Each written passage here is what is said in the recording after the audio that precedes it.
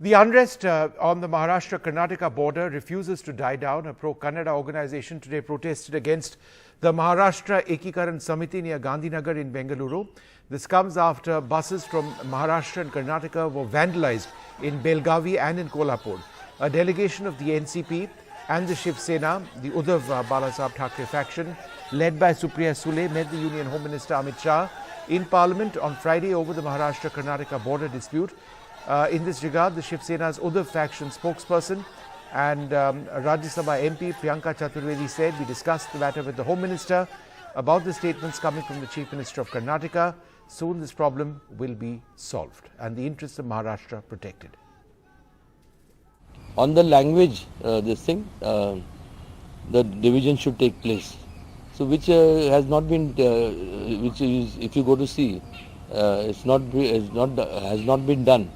So the only thing to rectify or to correct the thing and set the issue straight is the centre under the leadership of Modi ji. There should be a discussion with top leaders of Maharashtra and Karnataka state. Only then we can resolve this issue. Thank you.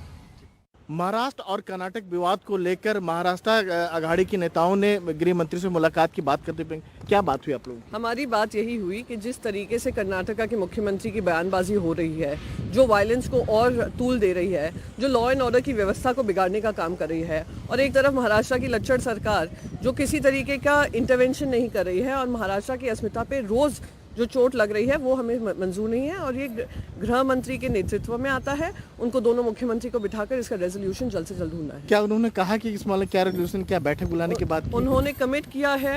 I am assuming कि जो अगर commitment किया है उस commitment पे वो बरकरार रहेंगे और जल्द से जल्द इसका सोल्यूशन ढूंढेंगे। पर हमारी जो ये लड़ाई है वो लड़ाई हमारी कायम रहेगी जब तक वहाँ की जनता को इंसाफ ना मिले और वहाँ के लोग जो उनके मन में है उनकी बात नहीं सुनी जाए। कहा जा रहा है कि आप लोग राजनीति कर रही हैं।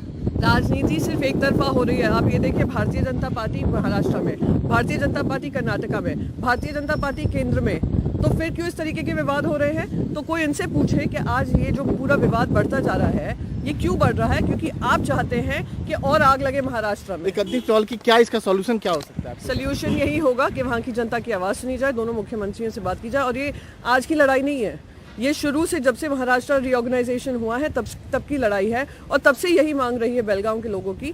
तो हम चाहते हैं कि उनकी सुनवाई हो और उस पर निर्णय हो।